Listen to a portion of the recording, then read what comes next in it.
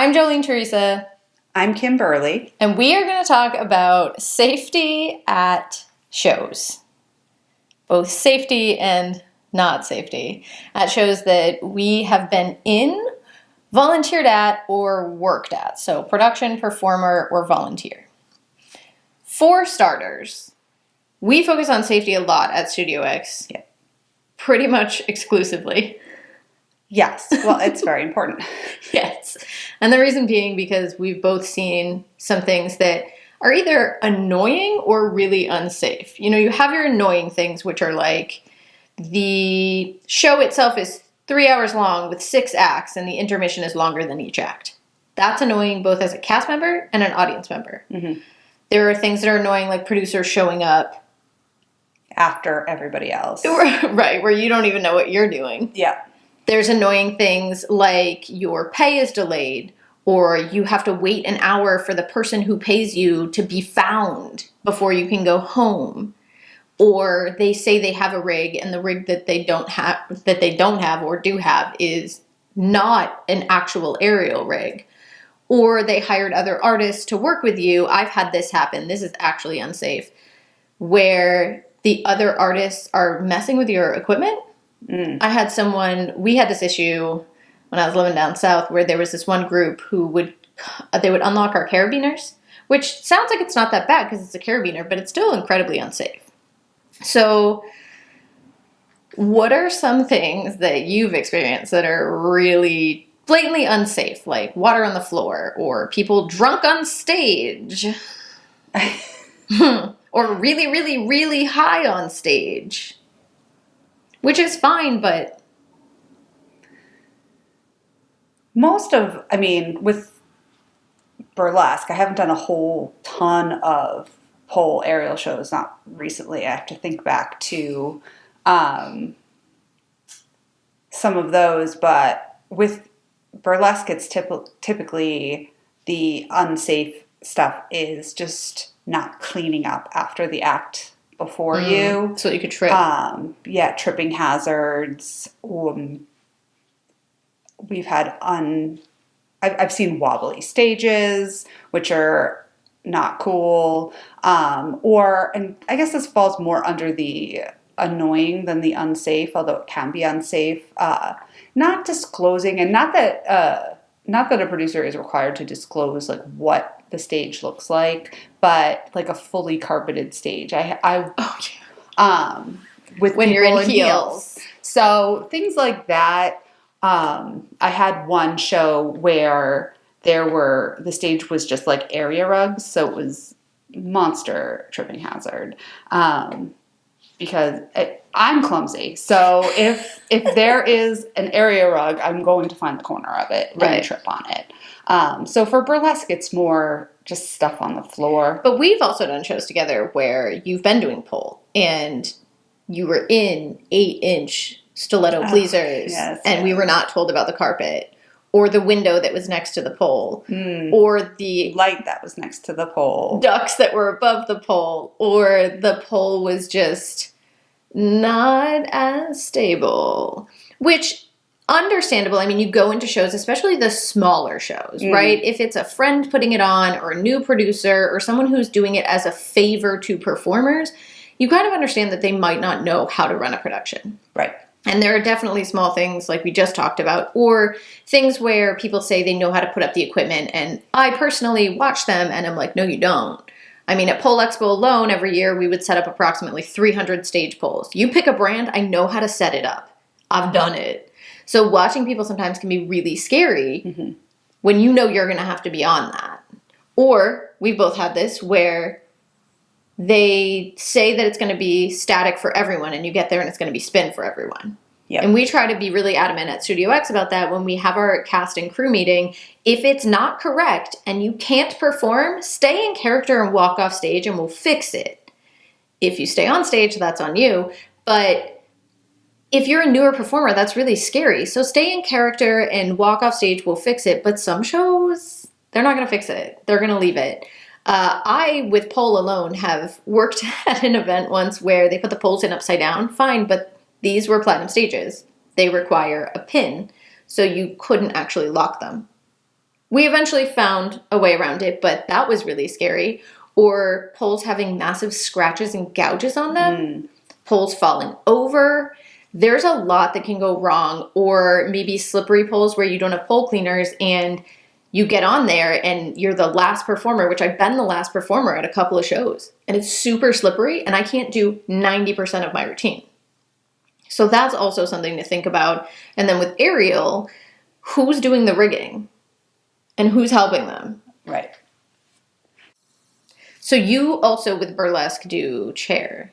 That I do. What makes that unsafe? Have you ever been in any experiences that maybe the chair was bent or it was on a slippery surface or they said they had a black folding chair and they had a wooden dining chair? With chair, for me personally, I bring my chair with me everywhere. It's a little beat up, but you know it. But I know it, and I know that is there. Although I have been in situations where I did bring my chair, and they put somebody else's chair out for my act. So frustrating. Thankfully, it has always been a black folding chair, so I haven't had any major issues on that front. But I was in a show where I brought my chair and another girl didn't bring a chair and was asking, and somebody gave her this rickety old wooden, like it was. Did she use it? It was, no, I gave her my chair. It was like scary. Somebody's grandmother's like antique chair, and I was like, this girl is going to be putting all of her weight on this wooden chair. I would feel more comfortable if she used my metal chair. Because you're like, I wouldn't be on that. I wouldn't touch it. Also being a bigger person. Because you're what, 5'8"? I'm 5'8", and so that also makes me heavier. So I like to make sure that my chair is going to hold me. And you're not going to topple over. Correct. Because some floors are really slippery with chair.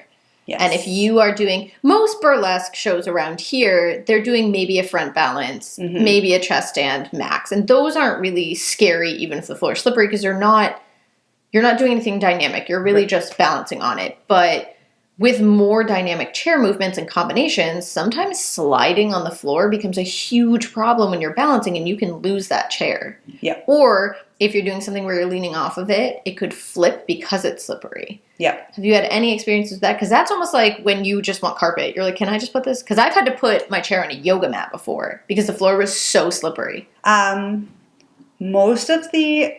Most of the performances where I've been in my chair for burlesque have been actually the opposite, where it's been carpet. And I was relying on having a little bit of slide.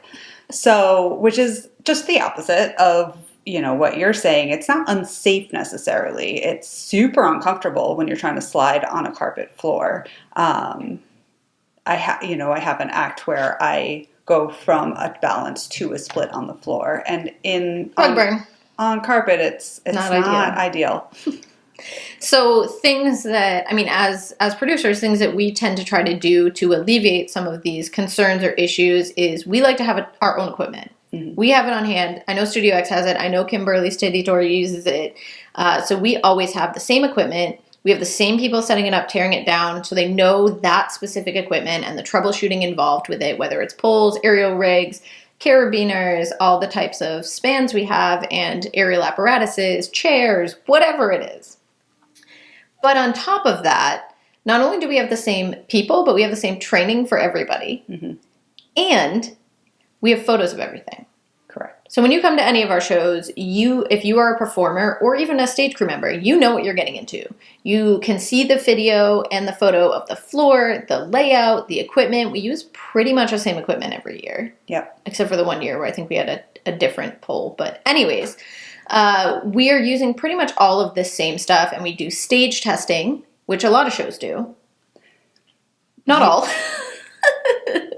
In burlesque, it's 25% you're going to get some sort of stage testing. A lot of times they'll play your music. And sometimes there isn't even a stage. You're just kind of in a venue. Oh yeah, a lot of them are Walking around. You're just walking around. Finding the dead ends mid-act and realizing you have to turn around. Yeah. But another safety parameter that people I often don't see this, especially with pole and aerial, is the distance between things. So if you have apparatuses, letting people know, the poles are about 9 feet apart. The aerial rig is about 6 feet from the poles. Because especially with someone tall, if things are too close together, you're going to kick it. Yeah. And you're going to have to redo your whole act mid-act if you can't do half of your moves, which you have done multiple times. Which I've done. As a performer, you should have a backup plan on things that could go wrong. And there's always the safe moves, and then there's the moves where you're like, hey, I might want a backup plan for that one. And it's slippery today. As a tall performer, part of the backup plan is if I were to kick somebody doing this move or something doing this move, how would I? And the other thing with stage testing is you can kind of figure out those distances. Yes. I know we've had times where people have asked, hey, the poles were supposed to be this far apart, but they're this far apart. We'll move them. Or we set up the aerial rig and it's one prong off. So somebody sets up their apparatus for stage testing and they're like, ooh, this isn't going to work. I thought it was supposed to be like this. And then we just adjust it. But that's what stage testing is for, is making sure that everything we said we were going to do is accurately done prior to people getting on stage. So we've seen a lot, both good and bad. Yes. More than we've talked about right now, but for the safety of people, we're not going to talk about all of them. And we've talked about what can be done a little bit from a producer standpoint, photos, dimensions, having some type of discussion or even a stage testing or crew meeting so that you can really get people familiar with the space. Mm-hmm. So on top of that, we also make mistakes. Yeah. And one of my favorites is when people test their costume on stage. Yes. Which sometimes it's annoying where you pop a pasty. Because you don't know that it's stuck to your costume. Which that's more annoying. It could cause really bad legal implications depending on where you are, though. Yeah. If it's a really popular city. Like, I know Nashville does a lot of shows, but they're pretty strict on laws. Yes. I'm sure there's a lot of places in Vegas that maybe aren't as strict on laws, but there are definitely places where it has to be that cookie cutter, exactly what you said. But there are other things as performers that maybe we've done or seen. I've definitely seen people try a move for the first time they've ever done it on stage. That's not recommended. No. No, if you are... No, if you are definitely not. If it's something that is at the top of your skill set, even if it's at the bottom, if it's the first time you've ever done it, don't do it on stage. Yes, I mean, I have a set sort of grouping of moves that I tend to do as a lot of performers do. I know you do as well, that I do when I'm on stage, putting them in different orders or whatever. But if I were to want to switch that up at all in a performance, I would 100% be practicing that quite a few times before putting that on stage. Also, if as a performer, if you're not preparing yourself properly, like making sure you're on time and making sure that you are going to the stage testing to make sure that you understand the stage. That's definitely something where I would not recommend. Right. Not testing the pole so you don't know how high it is or what width it is or how slippery it is. Not testing your aerial equipment. Not warming up. Not warming up is a huge That's one. a big one. Please warm up. I mean, we're not going to babysit people, but if you don't warm up and you hurt yourself, that's on you. Yeah. There's so many things. Costume pieces. If you're going to take them off, be careful where you're putting them. If you haven't really gotten the layout of the space, new costumes, new shoes, don't try them on stage. If you don't understand your props, don't whip them around. Yeah. If you build your props, do whip them around beforehand and make sure that if you're going to whip your prop around, it's not going to break. And fly off and hit an audience member. There are so many things. So as producers, the things we can do is take photos, make sure that we are giving as much information as possible about the layout, the dimensions, the materials we're using, right? Black metal folding chair. If you say you're going to have that, have 2 on hand just in case someone breaks one mid-show, which they do. And, there's a big difference between a trapeze rig or a loop-it pole, which is a lot of aluminum, and an X pole or what we have, which is a Ludwig rig, which is steel, right? These are very different. What type of carabiners we have, steel or aluminum, can be really important. And if you're going to use someone else's apparatuses, especially with things like silks, thickness, buoyancy, like you want to know, is this going to be a lot of bounce? Is it going to be too thick for my hands? And then as a performer, what are some things that you would recommend so that people can stay safe when they're going to a show, whether it's their first time or not? Making sure that you are reading all of the communication from the performer. Follow directions. Follow the directions. Showing up on time so that you're able to see the space. Yes. See how the space works. I had a show that in my head it was this big, and when I got there it was huge. This big.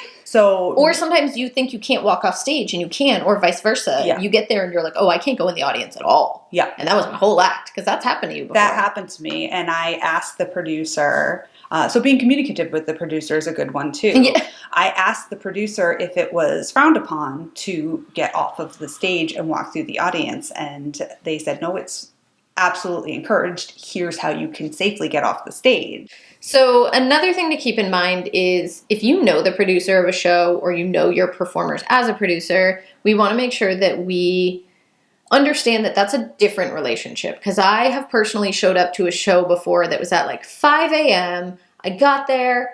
I luckily was working with the rigging company and was performing.